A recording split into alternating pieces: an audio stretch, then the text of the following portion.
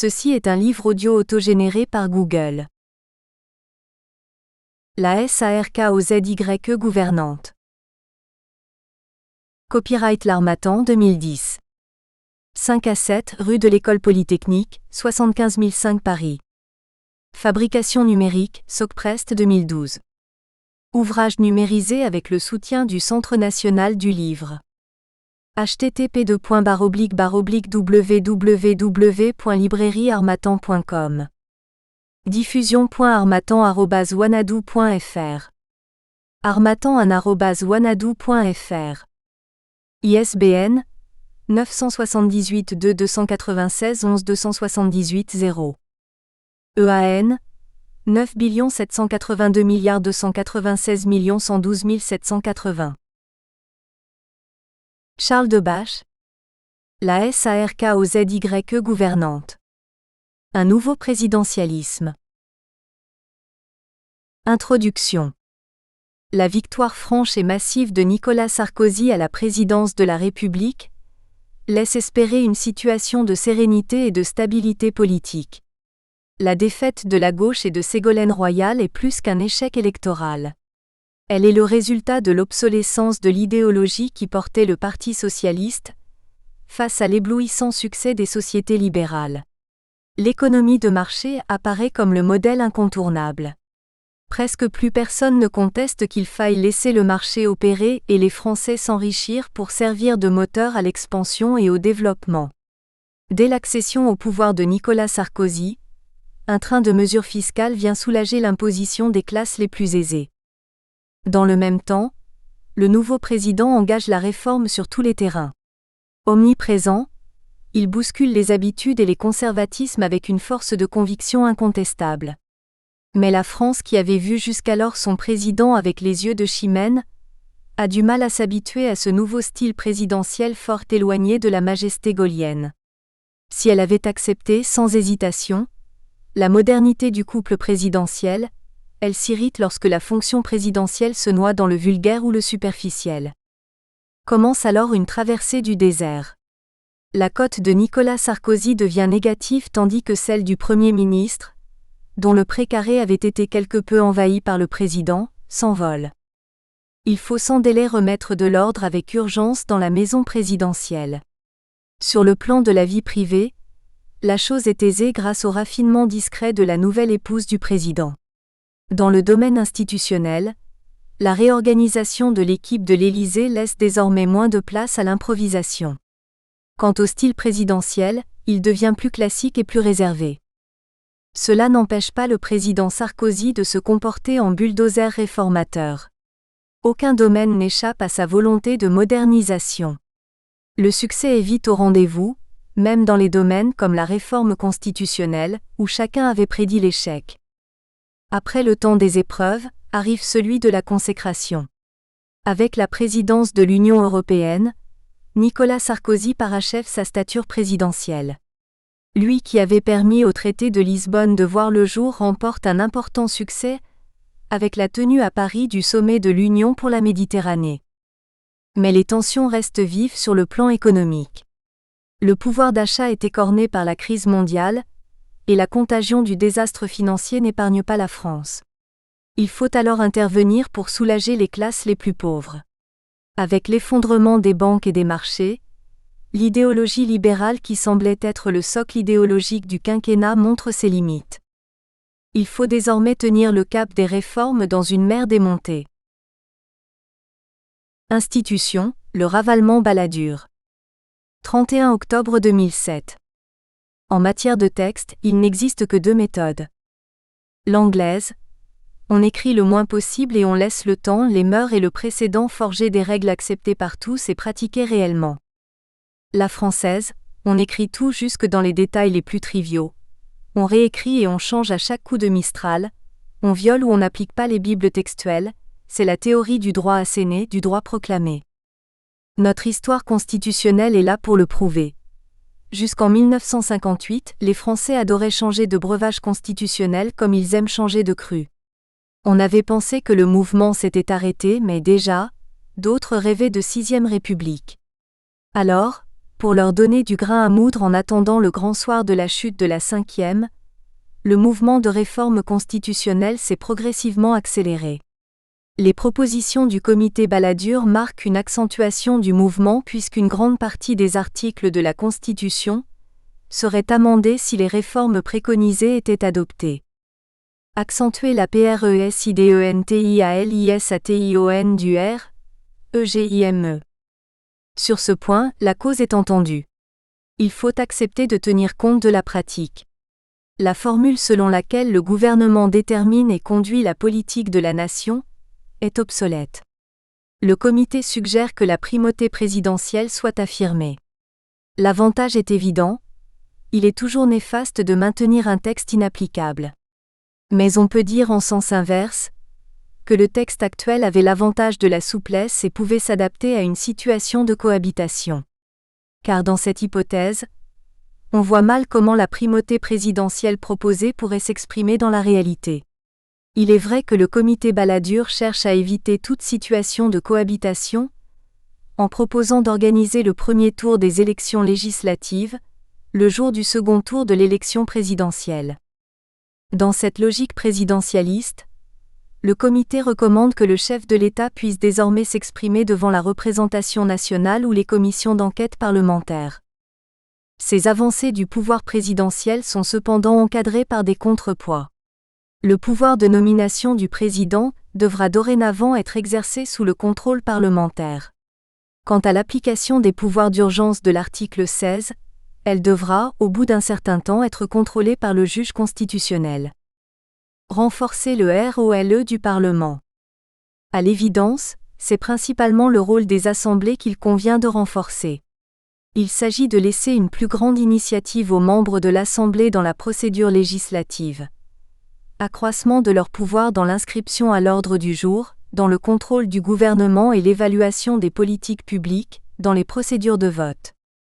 Au-delà de leur apparence technique, toutes ces propositions peuvent effectivement redonner aux parlementaires un vrai pouvoir face au gouvernement et à l'administration. On se trouve donc dans un système équilibré. La présidentialisation du régime entraîne en contrepartie une vraie résurgence du parlementarisme. Redonner le pouvoir au peuple. Notre système politique s'est replié sur lui-même en oubliant souvent d'où il tire sa source. C'est pourquoi le comité Balladur cherche à donner de nouveaux pouvoirs aux citoyens. Le référendum d'initiative populaire est instauré. L'indépendance de la magistrature est mieux assurée, et le chef de l'État ne présidera plus le Conseil supérieur de la magistrature. L'exception d'inconstitutionnalité sera ouverte aux justiciables devant le Conseil constitutionnel. Un défenseur des droits fondamentaux viendra renforcer le contrôle des administrations. Toutes ces propositions, si elles sont effectivement mises en œuvre, représentent un excellent dépoussiérage des institutions de la Ve République. Il reste à présent à trouver une majorité pour les voter. Un divorce français. 30 octobre 2007. L'opposition s'interrogeait sur la constitutionnalité du rôle de l'épouse du chef de l'État. Nicolas Sarkozy n'hésitait pas à associer Cécilia à sa vie officielle et à lui rendre publiquement hommage. Et voici, patatras, que le couple présidentiel divorce. On se gardera bien d'entrer dans les dédales de la psychologie de ce couple. Chacun sait que l'union de deux êtres repose sur une alchimie complexe où se mêlent sentiments, sexualité, estime, intérêt. Mais la vie privée des hommes politiques est plus difficile que celle de tout un chacun. La politique est dévoreuse de temps et les grandes carrières publiques se traduisent souvent par des échecs privés. L'homo politicus, vedette de la société médiatique, grisé par son succès, voit se presser à sa porte les suffragettes hypnotisées par les mirages du pouvoir. Le tourbillon du quotidien l'emporte souvent sur la pérennité. Jusqu'ici, les épouses des présidents ont accepté avec résignation leur situation. Mais la femme française moderne est plus exigeante et n'accepte pas de sacrifier sa vie privée sur l'autel de la République. Les Françaises sont plus enclines à demander le divorce que leurs conjoints. Le divorce s'est banalisé. Il s'est en quelque sorte popularisé. Dès lors, le divorce d'un président n'étonne plus. On versera tout de même une larme sur le drame personnel de ce président, qui ne manquait pas une occasion de féliciter Cécilia en public comme pour mieux la retenir. Il doit être difficile pour lui d'intérioriser ses sentiments. On peut avoir le soutien de tout un peuple et ne pas arriver à conquérir l'être cher. Le financement des syndicats. De novembre 2007. Pour justifier les importantes sorties d'argent liquide des caisses de son organisation, l'Union des industries métallurgiques et minières, M. Denis Gauthier-Sauvagnat a expliqué que ces fonds étaient destinés à fluidifier les relations sociales. En d'autres termes, il aurait été versé aux syndicats. L'enquête établira si cette situation correspond à la réalité. Mais il est vrai qu'un grand flou règne sur le budget réel de ceux-ci. Les syndicats sont les seules personnes morales non tenues d'avoir une comptabilité. Les pouvoirs publics versent entre 500 et 900 millions d'euros de subventions au titre de missions d'intérêt général, formation, contribution au temps passé pour les négociations collectives, participation aux gestions paritaires. L'État met à disposition des syndicats 2 fonctionnaires sur 1000, soit environ 14 000 personnes pour 7 millions de fonctionnaires. Comme le rappelle dans son rapport le conseiller d'État Adas Lebel, certaines des ressources dont bénéficient les organisations syndicales, notamment les décharges d'activité et mises à disposition de personnel tant dans le secteur public que privé, relèvent de procédures dont la légalité est douteuse. Ce domaine est caractérisé par une grande opacité.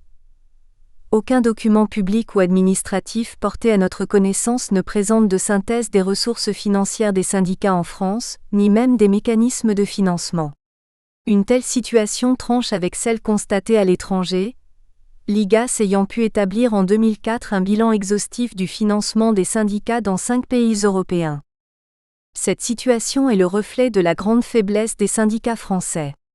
En dehors de la fonction publique très syndicalisée, les organisations syndicales du secteur privé sont peu représentatives. Elles ne regroupent que 5 à 7% des salariés. Dès lors, la part des cotisations dans le budget des confédérations est très faible. Il va de 34% pour la CGT à 57% pour EFO. Tout le reste se situe dans le flou, à la limite extrême de la légalité. C'est sans aucun doute la trop grande politisation du syndicalisme français qui explique cette désaffection des salariés. S'ils veulent retrouver l'adhésion, les syndicats doivent se regrouper et se concentrer sur la défense des intérêts professionnels.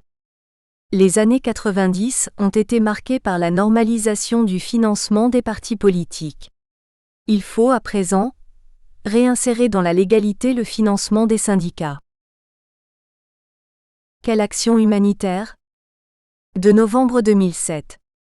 Une association à caractère humanitaire, l'Arche de Zoé, était en voie d'exporter une centaine d'enfants supposés être des orphelins du Darfour du Tchad vers la France.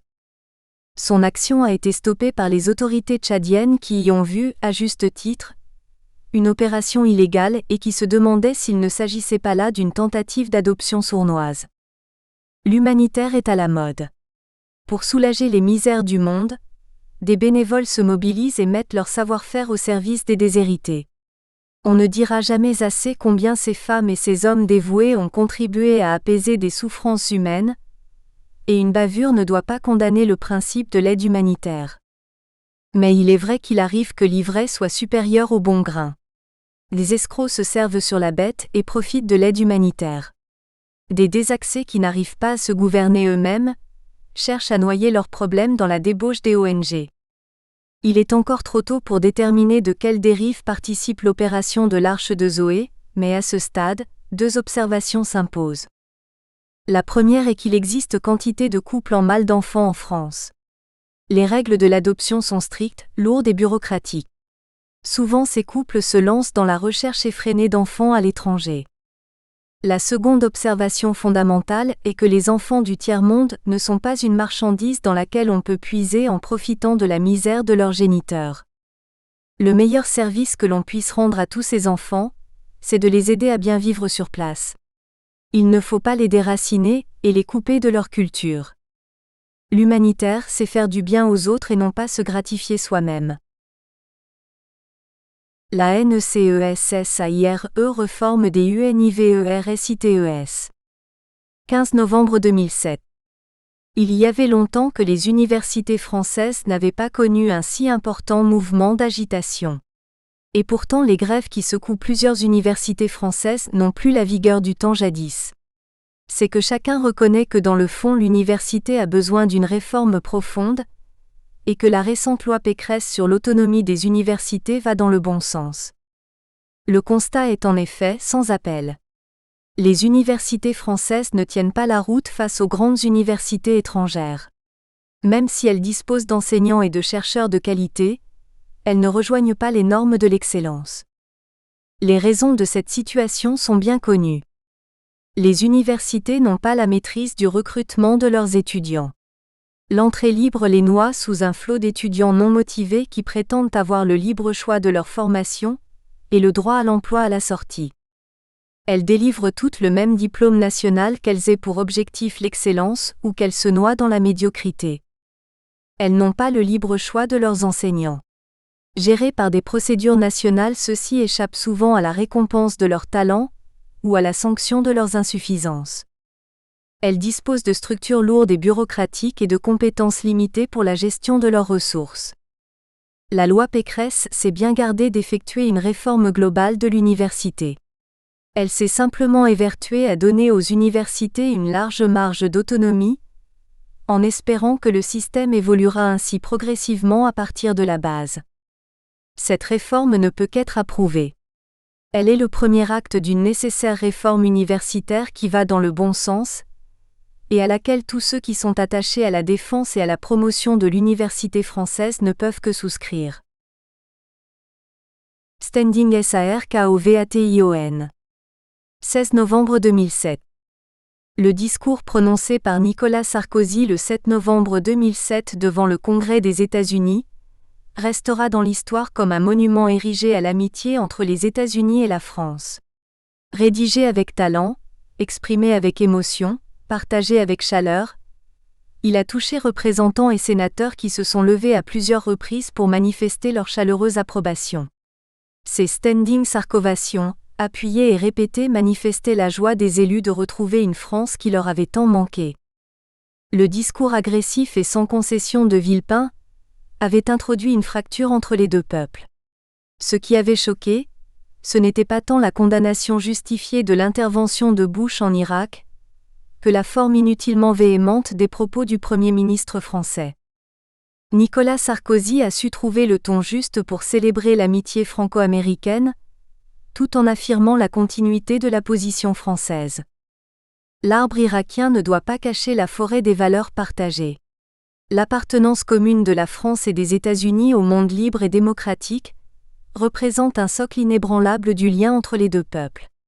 Les États-Unis et la France, ce sont deux nations qui sont fidèles à un même idéal, qui défendent les mêmes principes, qui croient dans les mêmes valeurs. En tant que président de la République française, mon devoir c'est de dire au peuple d'Amérique que vous représentez dans votre diversité, que la France n'oubliera jamais le sacrifice de vos enfants, et de dire aux familles de ceux qui ne sont pas revenus, aux enfants qui ont pleuré des pères qu'ils ont à peine eu le temps de connaître, que la gratitude de la France est définitive.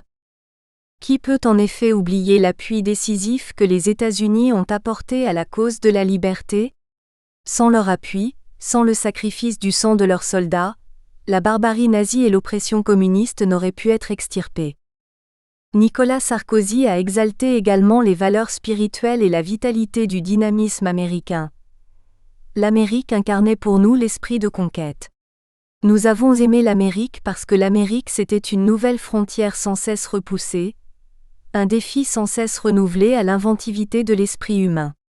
Je l'affirme à la tribune de ce congrès, la force de l'Amérique n'est pas seulement une force matérielle, c'est d'abord une force morale, une force spirituelle. Nul ne l'a mieux exprimé qu'un pasteur noir qui ne demandait à l'Amérique qu'une seule chose, qu'elle fût fidèle à cet idéal au nom duquel il se sentait, lui le petit-fils d'esclave, si profondément américain.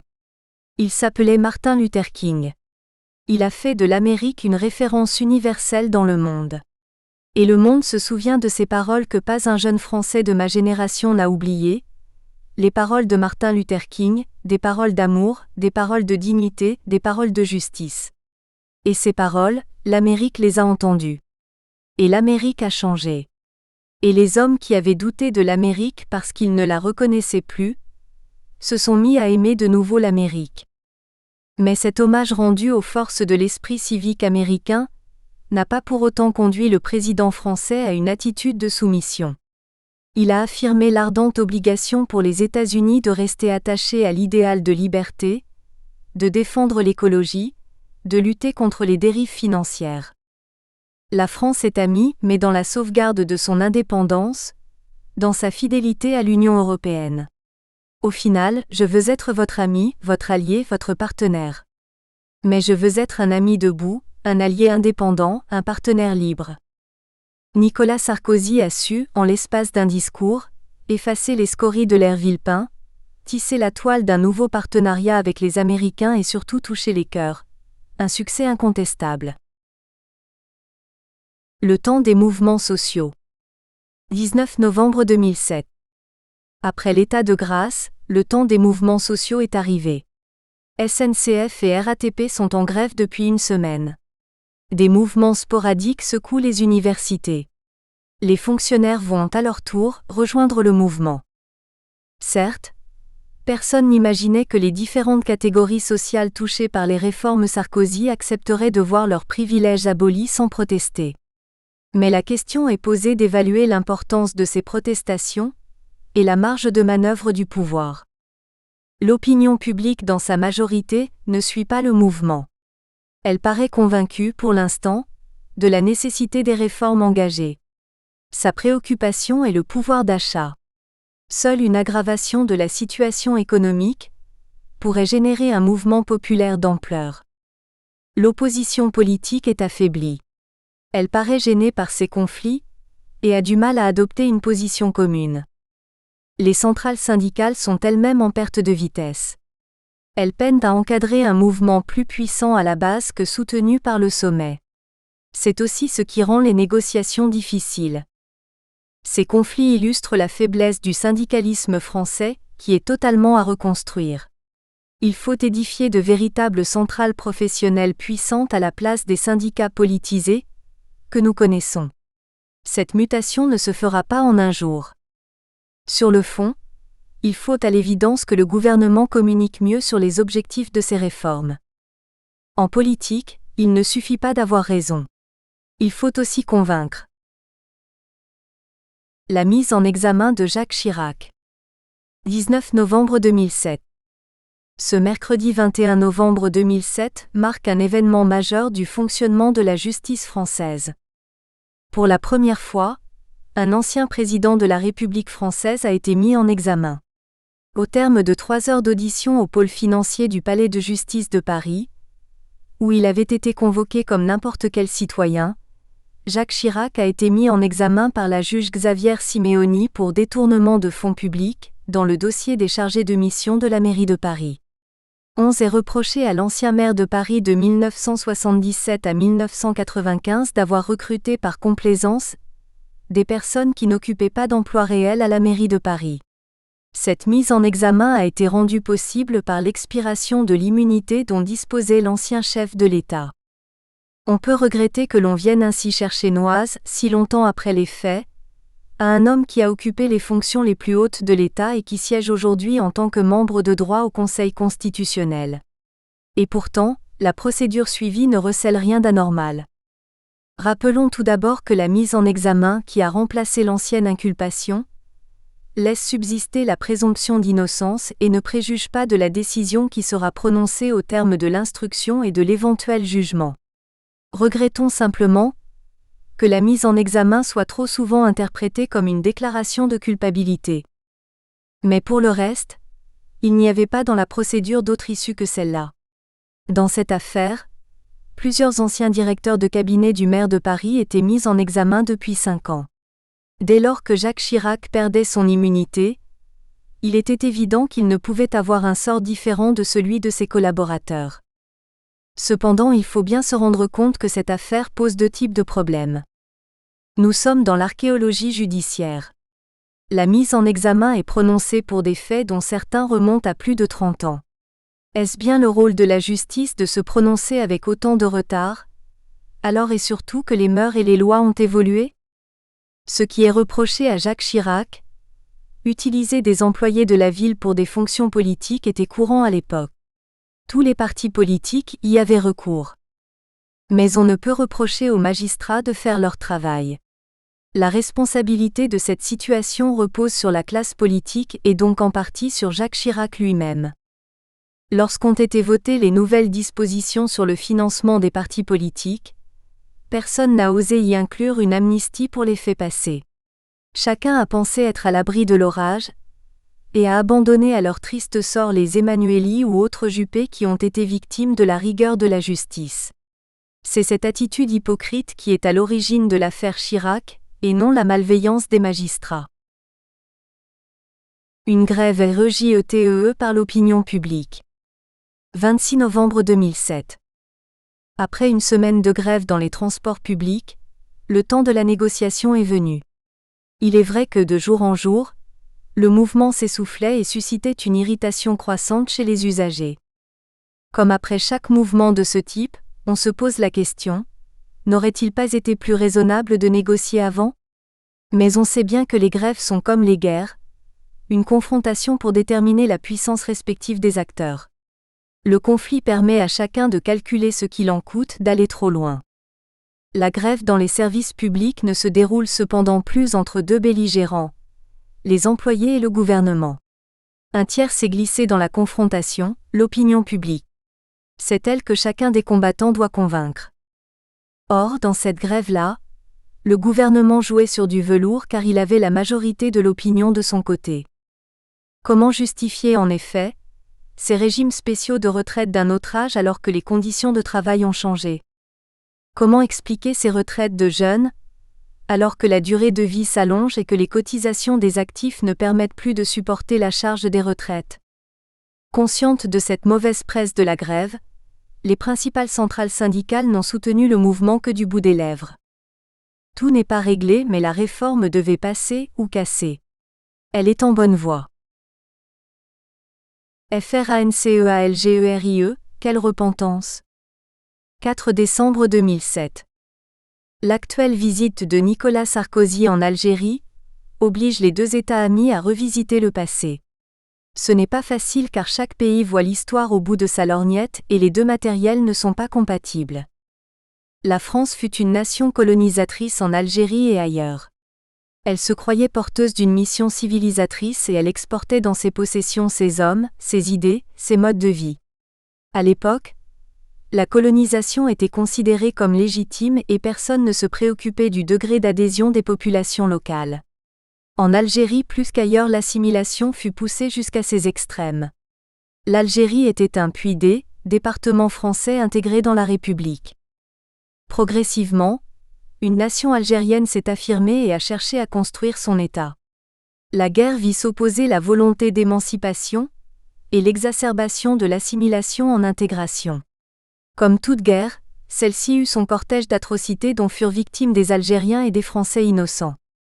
Rien ne justifie la torture, le viol, la force brutale. Peu importe après tout le repentir ou les excuses. Ce qui est fondamental, c'est que tous s'accordent à reconnaître le caractère illégitime des actes contraires aux droits des gens qui furent commis. Mais les deux peuples ne doivent pas construire leur avenir dans un rétroviseur. Ce n'est pas en réveillant les fantômes du passé que l'on peut bâtir le socle d'une relation fructueuse. Il appartient à la France et à l'Algérie de définir les axes d'une solide coopération culturelle, industrielle, commerciale, pour enterrer définitivement les traumatismes et les aigreurs d'une histoire douloureuse. Europe-Afrique, le sommet de Lisbonne, je t'aime moi non plus. 9 décembre 2007. Il aura fallu 7 ans pour que, après le Caire, s'organise ce second sommet Afrique-Europe à Lisbonne. Les obstacles ont été nombreux sur la route et l'absence officielle de la Grande-Bretagne en raison de l'invitation adressée à Robert Mugabe, le vieux dirigeant du Zimbabwe, a failli faire encore capoter le sommet. S'il a été maintenu, c'est parce qu'il y a urgence. L'Europe prend peur devant l'irruption sur la scène africaine de nouveaux acteurs comme la Chine, le Brésil ou l'Inde sans oublier bien entendu les États-Unis. Certes, l'Europe reste le principal partenaire commercial de l'Afrique, mais le grignotage de ses positions est très rapide. Aussi l'Union européenne a-t-elle adopté une politique audacieuse pour un nouveau partenariat avec l'Afrique. En apparence, ce sommet est un succès. Les États présents ont adopté une déclaration politique, affirmant le principe de l'égalité dans la souveraineté. 8 priorités ont été définies. La paix et la sécurité, avec notamment le soutien aux opérations de maintien de la paix, la gouvernance et les droits de l'homme, le commerce, l'assouplissement des objectifs du millénaire, éducation, santé, l'énergie, le changement climatique, le pôle migration, mobilité et emploi et la science. Un représentant spécial de l'Union européenne auprès de l'Union africaine a été désigné pour veiller à l'application de la politique européenne en Afrique. Mais sous cet apparent consensus, une grave ligne de fracture est apparue. Le soutien apporté par les Africains à Robert Mugabe démontre l'irritation de nombreux gouvernants devant les tentatives de l'Union européenne pour définir à la place des Africains des critères de la bonne gouvernance que beaucoup assimilent à une sorte de néocolonialisme. Hier, la colonisation remettait les rênes du pouvoir aux puissances européennes. Aujourd'hui, l'Europe tendrait à exiger que les dirigeants africains appliquent les partitions définies par les États dominants. Une nouvelle génération de dirigeants africains ne se sent plus enchaînée par la révérence à l'égard de la vérité européenne. Les conditionnalités européennes apparaissent comme des résurgences du colonialisme, et les populations africaines se rebellent devant ces immixtions dans leurs affaires. Le débat s'est concentré à Lisbonne sur la grande mutation des relations commerciales que Bruxelles tente d'imposer à l'Afrique. Nombreux sont les dirigeants africains qui refusent de signer les accords commerciaux de libre-échange que Bruxelles leur demande d'accepter avant le 31 décembre. Le risque est en effet que la libre... Nous espérons que vous avez apprécié cet aperçu. Pour continuer à écouter ce livre audio sur Google Play Livres, utilisez le lien dans la description de la vidéo.